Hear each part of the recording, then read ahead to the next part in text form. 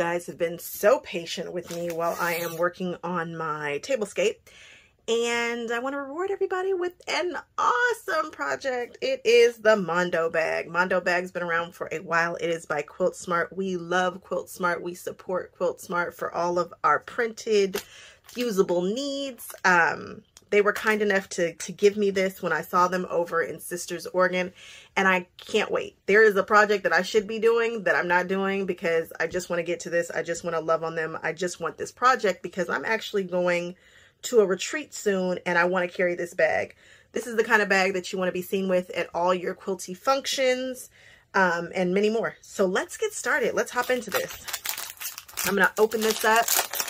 And we are going to take out the contents. They were so generous to actually give me. I think I was going to get the pattern, but they gave me the pattern with the interfacing in there. And that makes things much easier for me.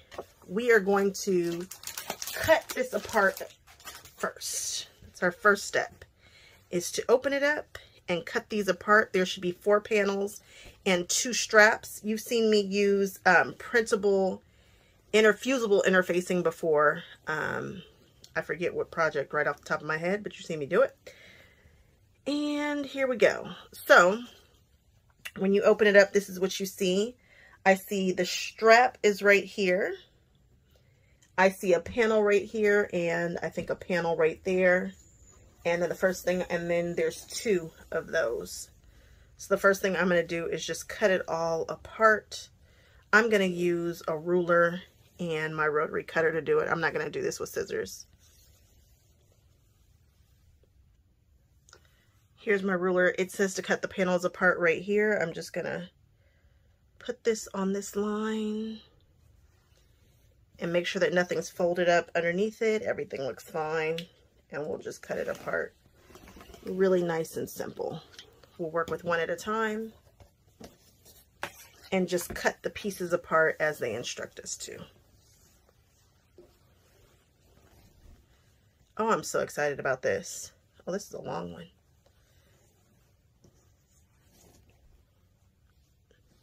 Maybe I should grab my 36-inch ruler, which I do sometimes. Or you can just use scissors. It's up to you. But I see that I need to cut right there, and I need to cut right here. So that one has been cut, and then we'll just move over to here and cut this apart.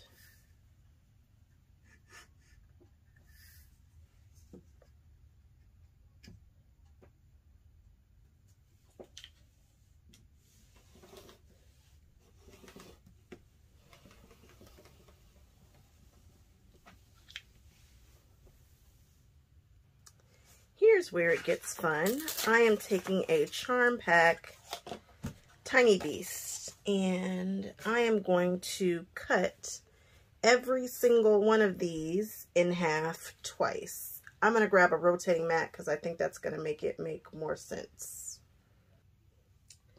So I'm going to grab maybe 1 or 2 of these, and I'm just going to flip that around like that. And I'm going to take my 2.5-inch ruler and put it here.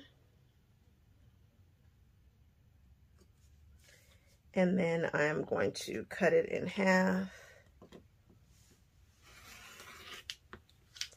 I'm going to lift up the ruler, rotate it again this way. I'm just staying away from that corner because it's not pressed. And I'm going to cut it in half again.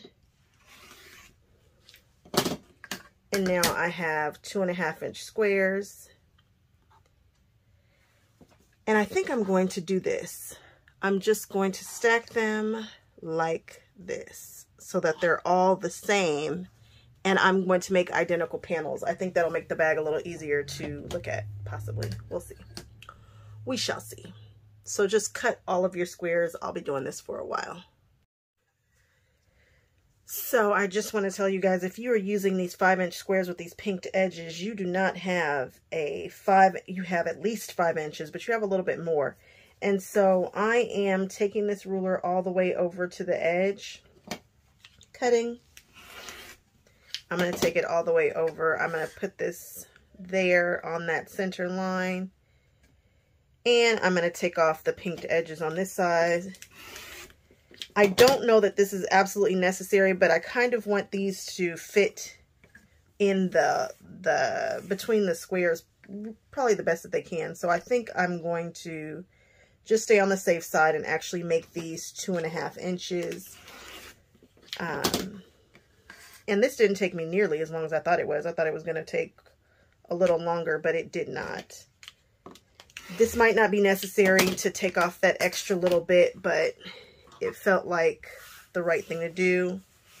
That is only if you have those pinked edges that's going to really mess with you. And I've just kept this in the order that it was stacked in. Tula and Free Spirit do a nice job of keeping that in a really pretty color order, and I want to keep it that way. So now we're going to move on to these panels, and like I told you, they are fusible.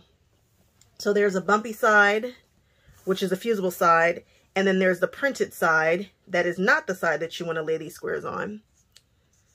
I'm going to put this down, and I can see the lines, and I'm just going to take a stack, and I am going to lay these right sides up. I don't know what I was just about to do. Right sides up in the squares. And I'm just going to grab them and put them in the little boxes. Then I'm going to give them a press. I might use a pressing sheet. I don't know that I need to. I don't think this glue is going to jump out too bad, but I'm just laying all the squares in between the squares. And then I'll go on ahead and, like I said, I'll give it a little press. And we'll go from there with all the panels, all 4. So now we have our panels and they're all stuck down. It wasn't difficult. I just held it for about 5 to 10 seconds in each spot and worked my way down. The squares aren't on there exactly perfect, but they're on there good enough. Now I'm going to take it and I'm going to fold this right sides together and sew a 1/4 inch down each side. And I'm just going to keep doing that all the way down until I have a shrunken down version of this, and then we'll move on to the next step.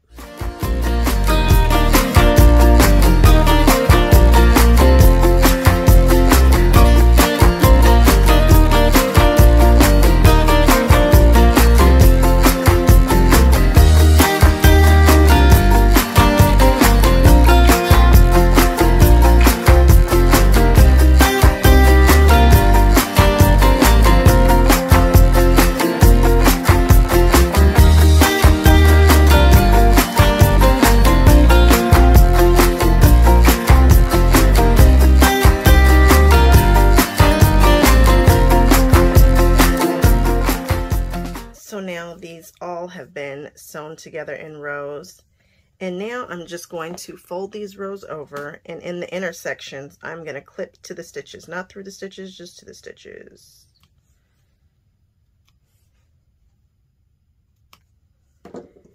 And then we're going to move them up and do the same thing. And you just keep doing that until you have clipped all the stitches. And printed on the back of this interfacing, there are some arrows that tell you which direction to press the seams. I thought I had a genius idea, and I was going to use my little mini clover iron, because getting a full-size iron in here to do this is a bit much. However, I had that mini iron up way too hot, put it on here, and now I have burn marks. I have to, I've got interfacing all over the tip and the back and whatnot, just entirely too hot. So don't put it on high, put it on low, and I think you'll be fine.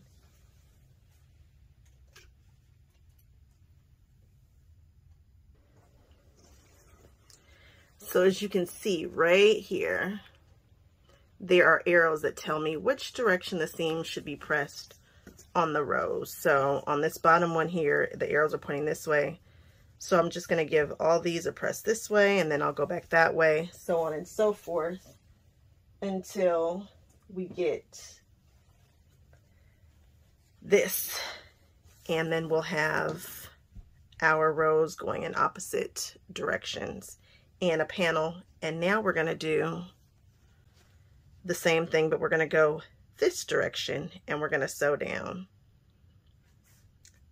and do the exact same thing. Okay, I just wanted to show you guys what this looks like with me using this tool. It's so cool. It has a bunch of different heads, and this one fits just perfectly. I just give it a little, and I have it low, not high anymore, because now we know that this will burn this. But this actually does the trick to get them going the opposite direction, which is perfect for what we need. It takes a little time, but I'm actually quite entertained because what? It's a notion. And when you use it properly, it works. So we'll do this until we get it decently flat, and then we'll go on ahead and give it a press from the front where the cotton is, and you can use your big guns there. So if you don't have my little cutie patootie iron, another cool way of doing this so that you don't, it's difficult, you know, it's difficult to get this iron in here. So first you're going to go through and press all of your seams one direction. Try to get them right. Even on this hottest setting, it doesn't seem to be burning the back of this if you don't hold it for too long. You can kind of feel a little drag, but it's okay. So I'm going to go through and do this first row, and then I'm going to show you what to do on the second row. All right, so I have all of these pressed this way. The next row, the arrow tells me that it's going to go that way. I'm right-handed. I like to move to the right, but you're just going to fold this down. And this way, you can get to all of these without hitting the other ones and making them go a direction that they're not supposed to. So you just flip it under and work it the other direction. So it's still going to be this direction.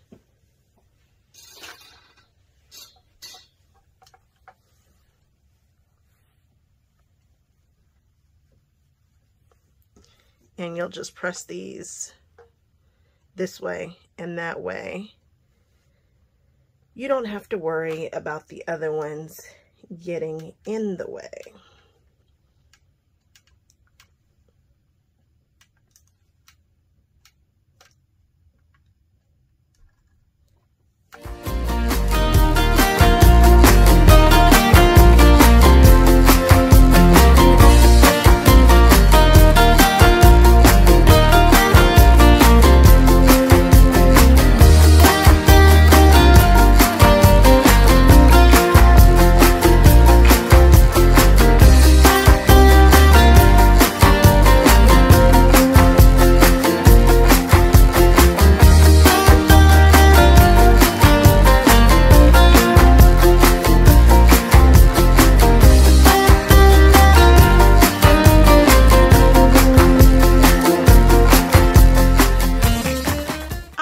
Why this bag is just tickling me. I'm having so much fun with it.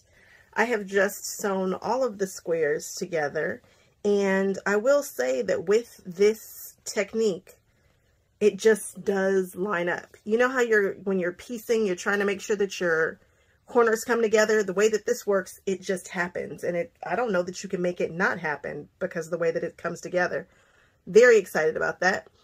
This is going to be the lining for my bag. It's some leftover fabric. I have not purchased any fabric since I bought that Deja Vu collection. Yay! So for this, you need to cut panels the same size as the lining. So I need 4 of these, and one of them we're going to make a pocket. So one of them we are going to keep the length of, I'll show you in a second.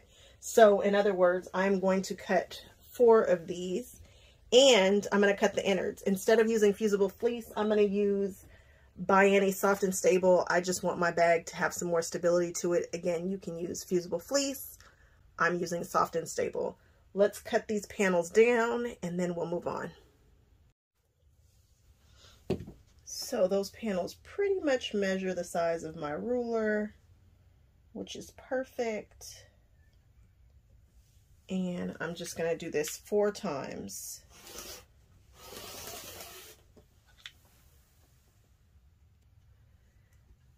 So, like I said, all of these will get a matching liner piece. And these liner pieces have just been cut to the length of the sewn pocket. So what I'm going to do, or the sewn gridded panels. So what I'm going to do is take this and I'm just going to fold it right about here, or maybe here. I'm just going to walk it up until this meets here. And this will be our pocket. There we go. That looks nice.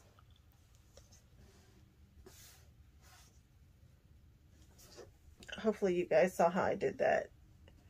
I just walked it up until it's the same length as the pocket.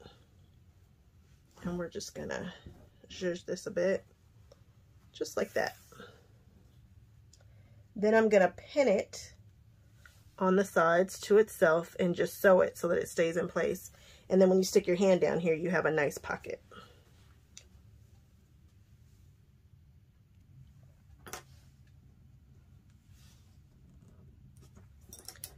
I'm just clipping it. I said I was going to pin it, and you can pin it.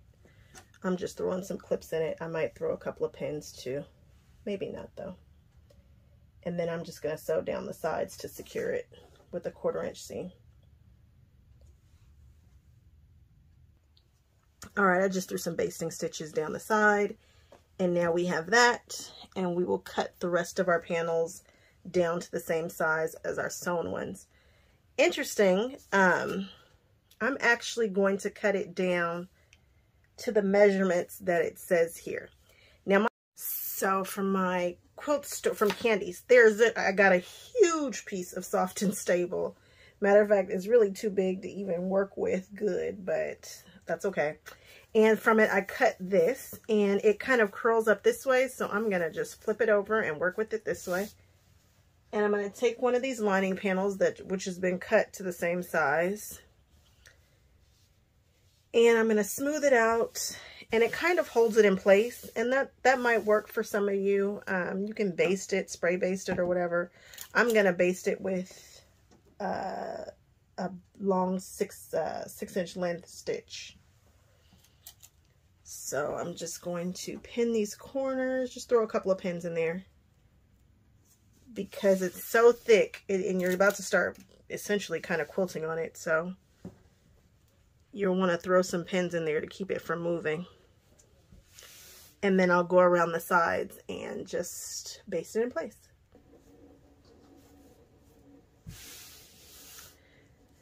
So now this is basted. Nothing really special. It's on there. And then we're going to put these to the side, and we are going to work on our gridded pieces. Now I'm going to flip this over and find the bottom center, which is this right here. This block is bottom center. And on this one, this block is bottom center. Now remember when I did these panels, they're actually identical, but I rotated the panel so that I would have different, so everything that touches each other would be different. I know that sounds probably a little weird, but I wanted to get a variation on both the sides.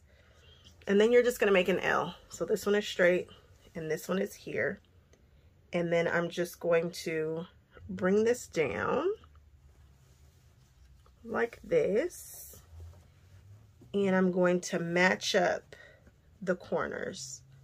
I'm going to match everything up. First, I'm going to trim this and just make sure it's even. I've got a little overhang here. So we're just going to square this up on this line. Right there.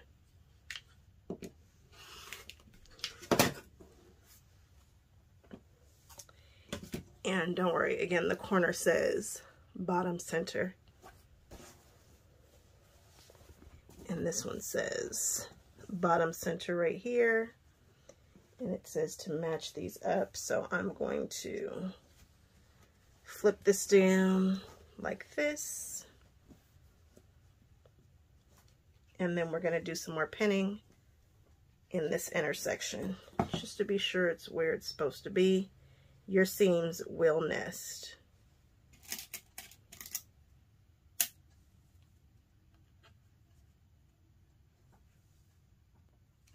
All right, now I'm going to sew from here to here.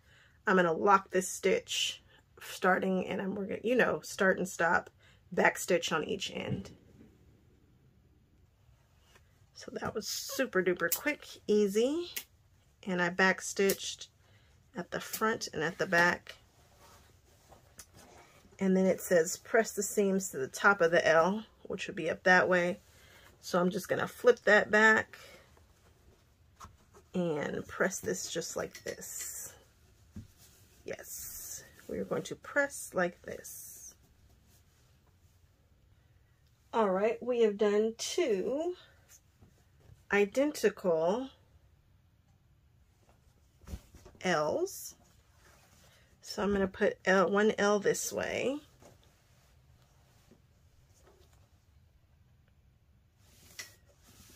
First, I'm going to trim off this at the dotted line. I have some more overhang from one of my squares that was a little bit too big.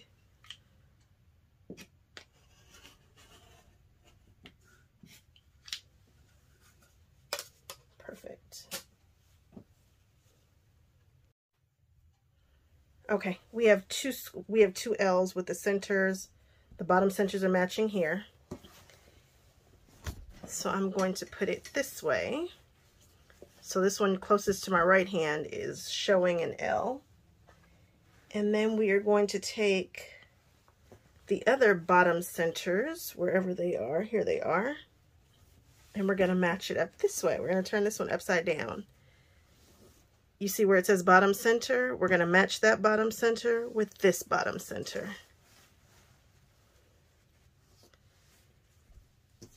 There we go. Then we are going to put them right sides together.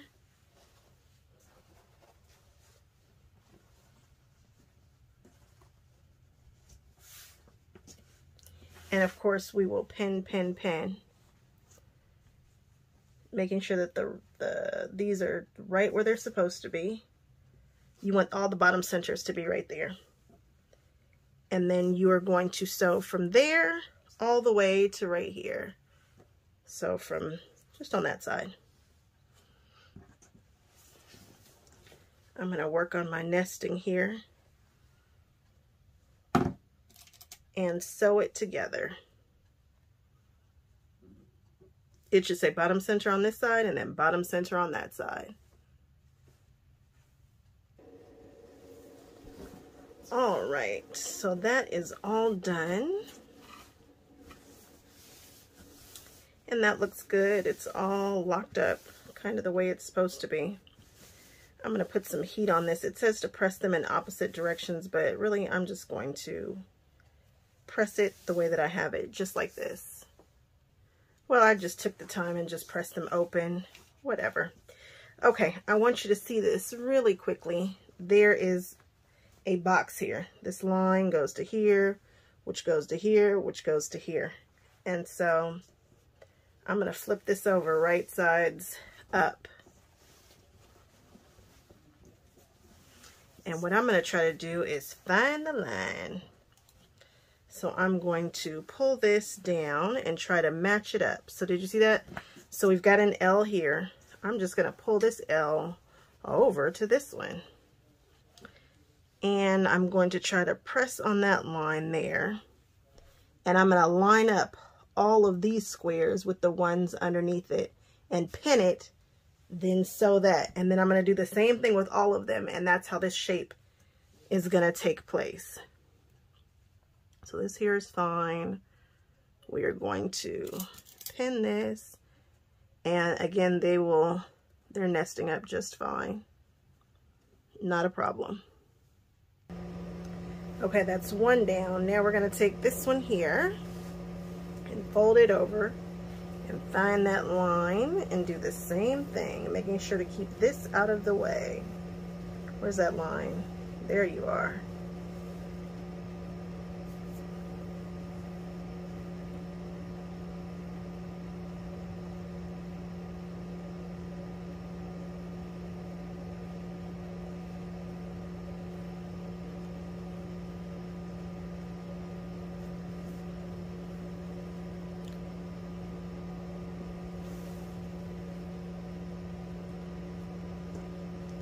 And we're just going to keep doing that until we've done all 4.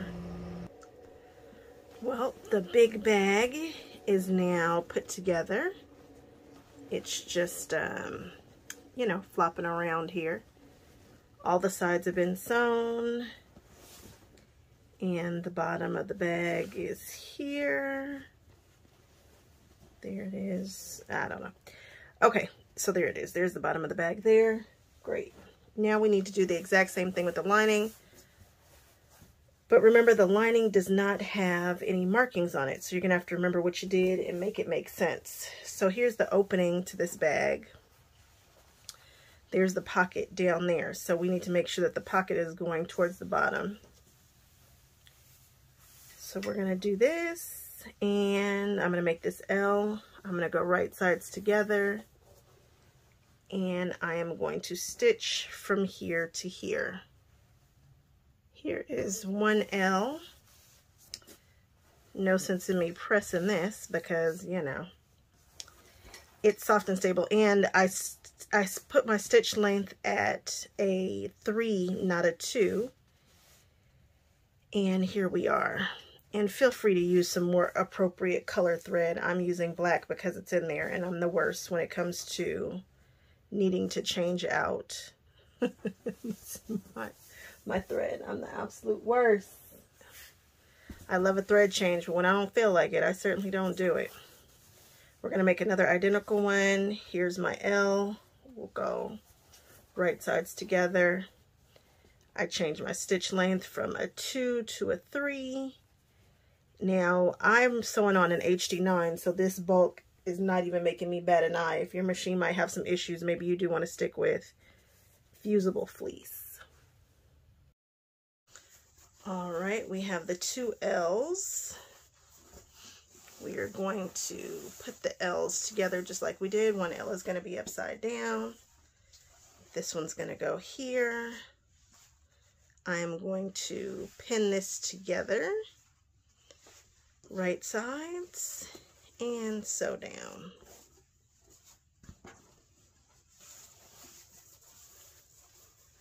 Line this up here.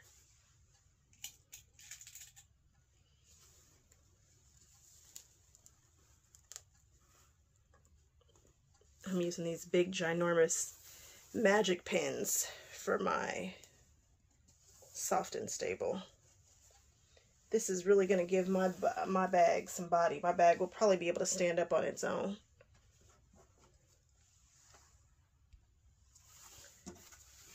All right, now that's done.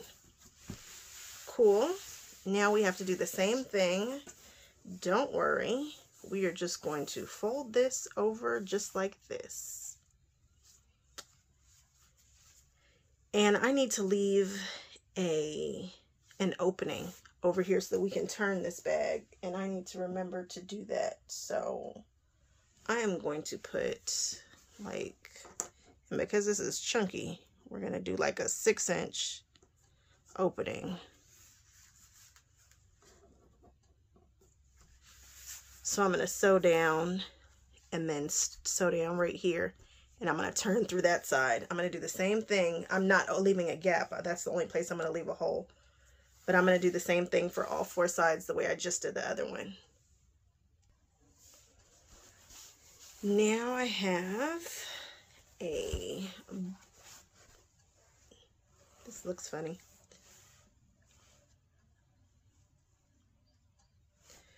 Now we have the inside of the box, the boxed out. There it is. There we go.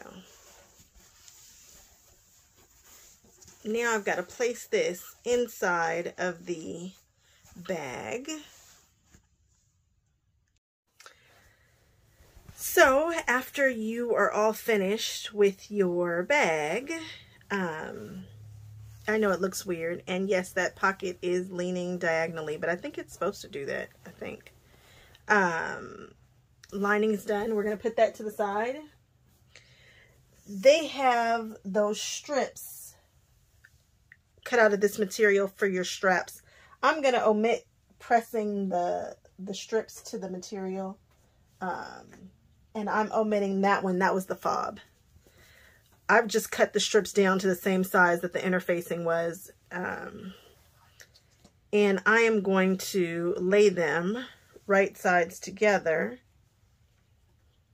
and place them on top of one of these. This is another one of the by Annie interfacing pieces.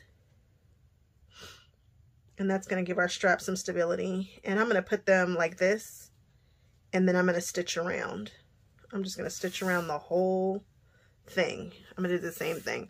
I'm using 2 different colors because, you know, if it's not funky, did I even do it? If it's not a little obscure, a little to the left, did I even really do it? So I'm using multiple colors. Don't know how that's going to really work out, but I am keeping it in the same order. So maybe that will, I don't know. We'll see how I do it. Anyway, lay them right sides together.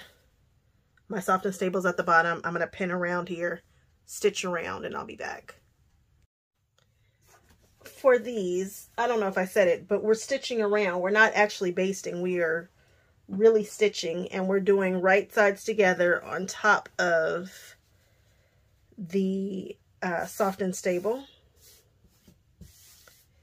And you're going to leave a side open so that you can turn this bad boy. It's got to turn, so leave a side open for that. Again, we're not basting. This is set to a 3.0 because when I'm working with soft and stable, I like to give it a little bit of room to jump and go. But we are really stitching this. It is not a drill. I'm just throwing a couple of these on here, but don't forget, leave a side open. Do not sew all the way through. So I have stitched all over the sides, leaving one side open. I've just taken my scissors and done a little trim in the corners because, you know, for good measure. I wish I had a fast turn 6, which is the metal turning system. It's metal. I don't. I just have the wood and this old guy here. But we're going to make it work. So I'm going to, not between the fabric and the soft and stable, but between the 2 things of fabric, I'm going to put this big thing down in here and push it all the way down to the end. And it's not going to do much in the sense of this will not turn through there, but it will give me a start to what I need. So I'm holding it there and I'm pushing this in, and I'm really just going to use this chopstick that comes with the set to start my turn. And once I do, I'll be okay. And we're just going to keep pushing and pushing and sliding and zhuzhing and pushing and sliding and zhuzhing until we get this whole thing turned.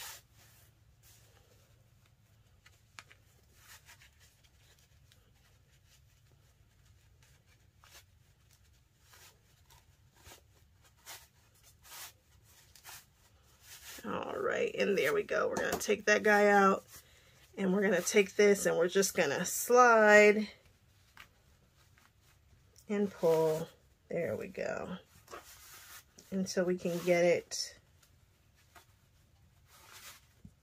turned inside out.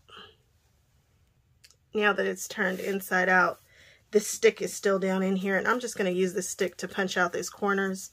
These corners are going to be sewn into the bag, so you won't see them. They don't have to be perfect. And now I'm just going to get the stick out.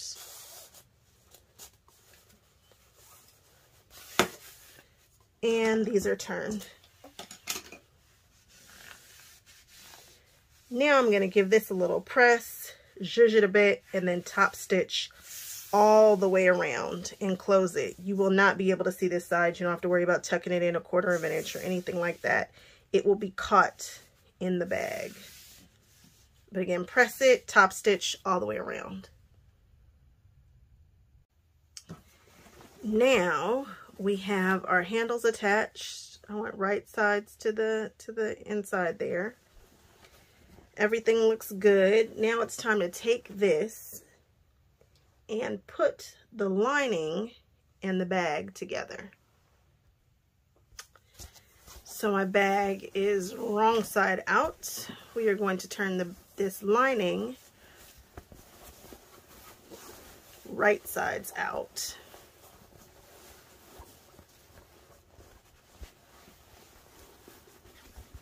My goodness, I'm not even birthing this and it's it's giving me fits. There we go. Okay. All right, there we go.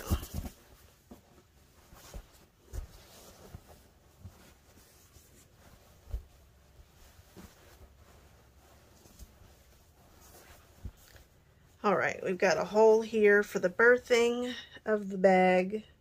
I just like to say it. Okay, now I'm going to stick this inside this and try to match up all of the things. Obviously, I'm going to have to zhuzh this a bit so that it makes sense, but we're going to try to put it in and match all the corners and edges and things together. So I've put this down in here, and I don't know what I was thinking with the handles, but make sure you pin the handles to this, but make sure that they're down, not up. I had them up for whatever reason. So handles should be down in the bag, right sides together. And when you come up, you're going to stitch up the line and then cut across and come down, and make sure you go over this a few times. You're going to probably be doing some easing, which means you're going to have to tuck it and pull on it a little bit to get a nice clean stitch. But I'm getting ready to just stitch around and connect the outer part of the bag to the lining. And your lining, they're right sides together.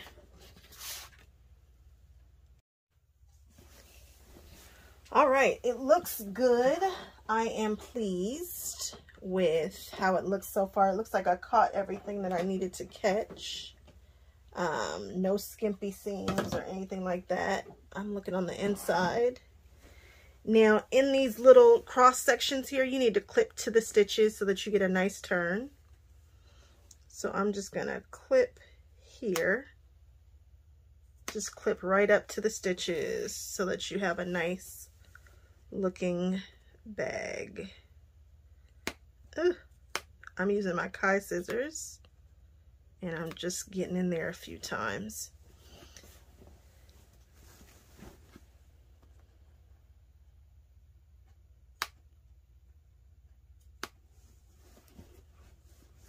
Oh, there's a pin in here. That would have been great, right? As I'm turning the bag inside out.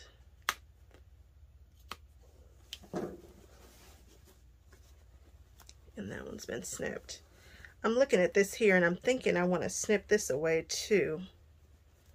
But it doesn't say to, so maybe I shouldn't. I am going to be daring and just cut this off. 1/4 of an inch. I just can't imagine that I need it. If I do, well, that's on me.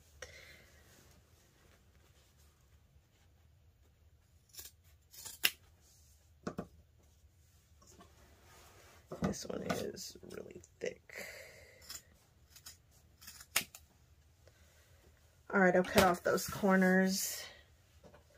And now I am going to turn this bag inside out through this hole that we left in the lining. And I'm just grabbing the bag and pulling it through. And we backstitched here so that we wouldn't have any really big problems with snatching on this bag. It's going to take me a minute, and I'm going to take my time, so give me a second.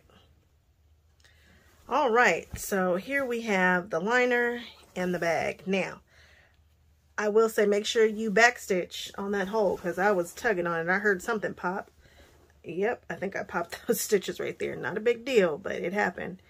And then I'm going to need to top stitch that once I see what this looks like. Okay, so we've got the liner and we're just going to punch this liner down into this bag. It's happening. It's happening. There we go. Look at this bag. This is going to be the envy of all the people at the retreat. Maybe. This bag is so cool though. All right. I've got to get my point turner and poke out all these corners properly. I'm going to stick my hand through that hole, that opening in here, and poke out all the corners. Here we go. And make sure I get them nice and good. And of course I'm going to have to do a little pressing and zhuzhing and whatnot, but this is one very cool bag. And then I will sew up that hole down in the center. Oh, there's an alarm going off outside. I will, like I said, I will take care of the hole that's down there in the liner, and that will be that.